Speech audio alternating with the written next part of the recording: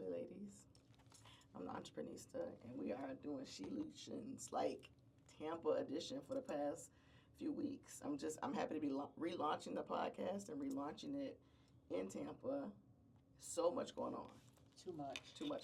But I know you had a hectic day. It's been a hectic week.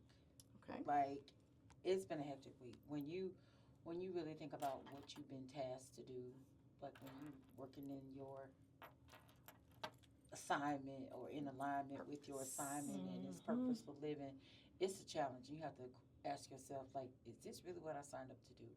So this week it made me really look at, is this what you signed up to do? And is it working?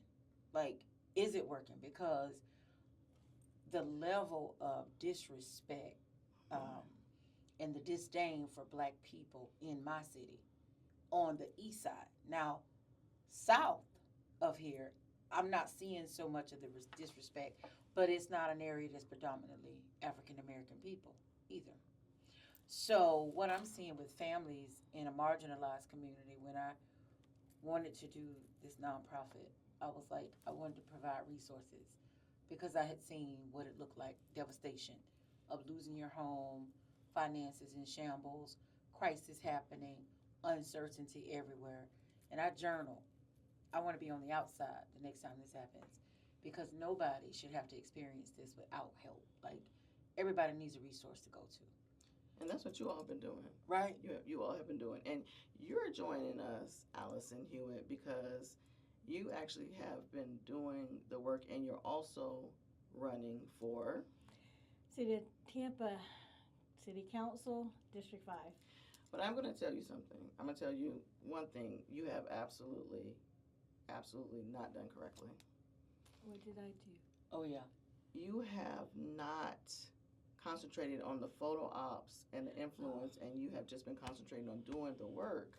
And so therefore, it's just so many questions about, like, who are you and where did you come from and things like that. So shame on you and all of the people around you, because I do it wrong too. You just do the work and think that the work is going to speak for itself. So let's take a moment then because I heard you speaking. I've worked with you for several years, and always it's been a great experience. We've always gotten things done. I've always been blown away about how brilliant you've been about so many items with not-for-profit and for government and policies. But I heard you speaking this morning to someone who, again, brought up that question, and you so eloquently were able to give them, as the children say, your receipts. So let's just talk about your receipts. Who is Alison Hewitt? Because she's not going to say her receipts because she's a little bit more proper. Well, I really appreciate that. I am what I normally say when I stand in front of City Council. I'm a third generation from Tampa and a business owner. But I started in political process when I was 16 years old. I interned with a state senator, which took me to Tallahassee, yes, at 16, to work in the legislative session. That's when I started reading bills, reading statutes, and learned how to change bills, how to understand bills, and how to look at the nuances to see how they would affect that district in Tampa. So hold on one second. So when you talk about we don't want no OJT for the seat. No. On-the-job training. We don't want that. You already had your on-the-job training. Yes. Right. Okay. At 16. 16. Were you one of them NAACP kids? Were you NAACP Yes, kid? NAACP Youth Council. That's what got me started in my interest in politics. Oh, shout out to the NAACP. Thank you Yeah, very much. NAACP kids. Yes. NAACP kids. Yes. Because listen, when 2020, when you helped me with the forums and understand what the supervisor of elections, Craig Latimer, remembered JL or JL Cole from them NAACP. He even remembered her speech. Yes. We agreed that those NAACP kids are our next generation of politicians. So shout out to the NAACP. The kids told me yesterday that you're supposed to do this. You're supposed to do this? Okay. So James Cole was leading those kids back then. Yes. And his daughter gave a speech 2 years before COVID. And the supervisor of elections still remembers that speech. And from that generation, from when I was in NAACP Youth Council, there were about 5 or 6 that have become elected officials since then. Oh, good. So Yes. they got Yes. receipts. They have receipts, What, yes. you do this Oh, that's the clap thing they told me yesterday. That's Receipts. Yes. So, clapping for you. thank you. Okay. From there, I worked in the mail room, whatever I could do to stay up in the Capitol. And then when I moved back after Florida A&M University, I became a lobbyist.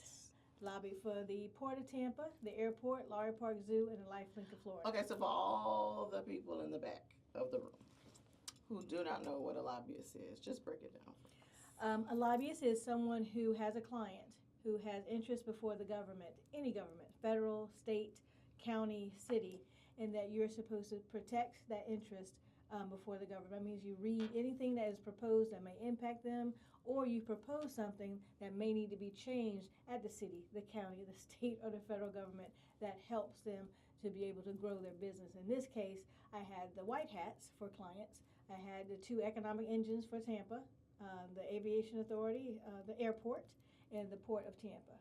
Oh, say that again? Wait, hold on. So wait a minute. Okay. Maybe that's why we can't get none done in District 5. Oh, no. Because the dots, all the levels and the order, something missing. Yes. Go back over that again.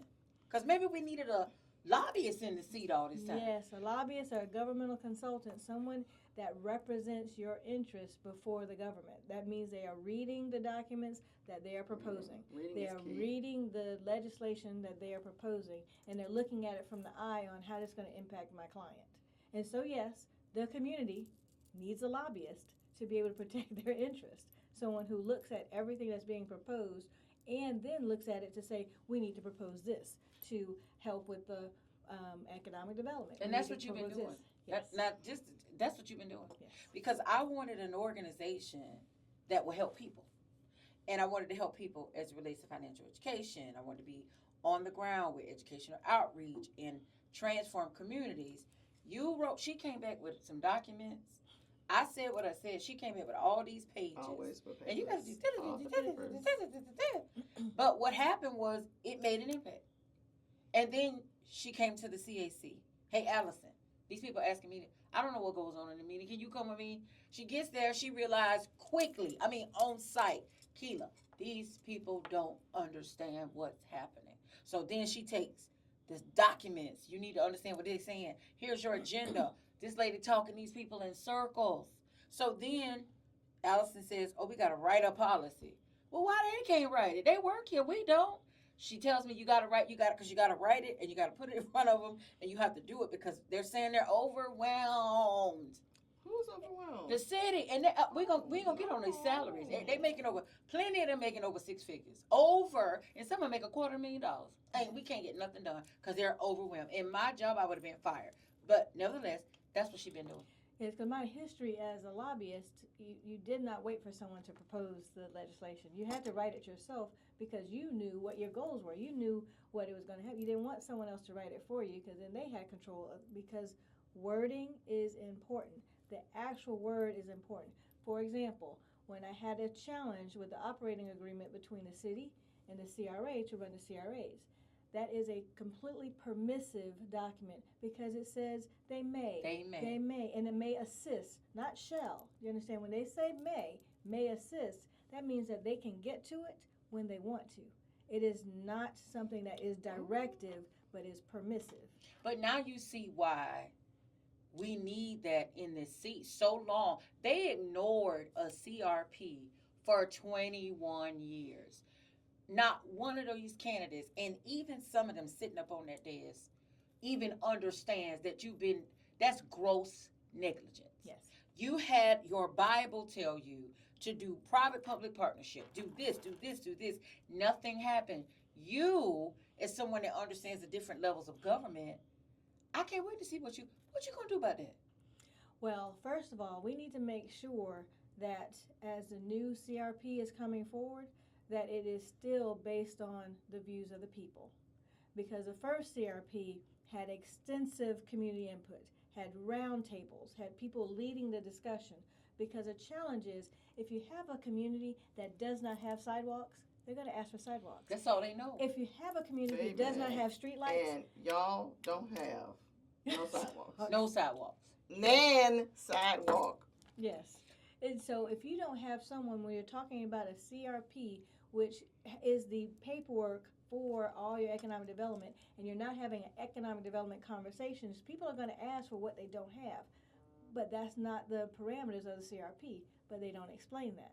And so right now they are putting, I don't know what, but look forward to seeing it. And hopefully, if elected, we will make sure that that CRP is grounded in how to bring economic opportunities for all levels. The most important thing that's in there that has been ignored is first work with the property owners. So that's They don't want that language in there no more. Because the new CRP, and then wait a minute, they only want to do 2 meetings. Who does that? When you do this stormwater sidewalk stuff, God, thank you, Jesus. This stuff, you going to do 60 meetings.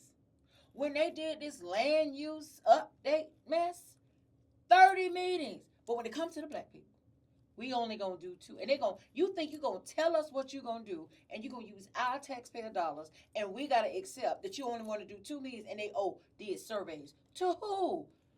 That kind of stuff. Online surveys, which have a significant challenge with the actual access to Wi-Fi and computers. Wait. So it's a couple things we got to circle back around. But I I want to really Yes. talk about. I really want to talk about the zip code, the discrepancies.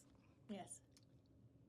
East Tampa and Genocide got no business together. Wait. Period. So I have had the pleasure of living in Channelside and Ybor. Mm-hmm. And then I also went to suburbs, and I have never lost Wi-Fi like I have when I am working at your house. So I'm like, what if you Every day. the Wi-Fi is down? Every day. And I'm like, well, so what if you're a small business owner? Like, I mean, I'm like, okay, I'm using my mobile device. What? So, I mean, that's like for 5 years between Channelside and Ybor, I lived. And if I made a call, so I take that back. When I was in Ybor in one of those nice little small overpriced apartments right on 7th Avenue. 600 square feet. Oh, if barely that. If barely that. Awful. Awful. Terrible. But if the Wi-Fi went down, it was boom, right there. And that is the challenge of a District 5. But the exciting part about it is that district representative has to make sure that they speak the language for East Tampa, who are needs and development is different, and Channelside, needs and development and the people there are different. Ybor, old, historic, just dyed in the wool from Tampa. Then you have downtown, which when I was young, downtown shut down at 6 o'clock. Then you have West Tampa. And then now West Tampa. And Sulphur Springs. And Sulphur Springs. So you have got to have a councilwoman that is recognized that you have to have a different voice for every audience, but stay consistent with that voice. Listen, Ooh. you need more than, you need that, right? But what you just explained from 16, that's what you need to deal with. We have an age-old problem in this city. Just because they can deal with different people or interact, honey, we need somebody to know. I don't know what I say government speak. Well, we're gonna put a pause right here because that's part 1. We're gonna make you tune into part 2 because we know that your attention span's not that long. But we're gonna tune into part 2 and we're gonna talk about a little bit about the rest of your history, how you can speak the language because of you're a bad word and it starts with an R. Yes. Okay. Yes. And we know that them R and them D's don't matter. Because them D's, I see no Throw some nothing. D's on it. I mean, I'm telling you, these people have gone crazy about party affiliation. I'm like, are you fucking retarded? Because you didn't care about affiliation when we scrubbing the When ground, y'all was out there raking fixing leaves, the block, pulling right? trash, and she Okay. writing documents all night. You didn't care about party affiliation. Okay, so, Now, right, so the Democrats gonna save you. It's not gonna happen. We're gonna end out on this. We're gonna go to part 2. Okay. And we're going to talk about a little bit about the rest of your experience and I can't wait. Thank you. I cannot Okay. wait. Ooh.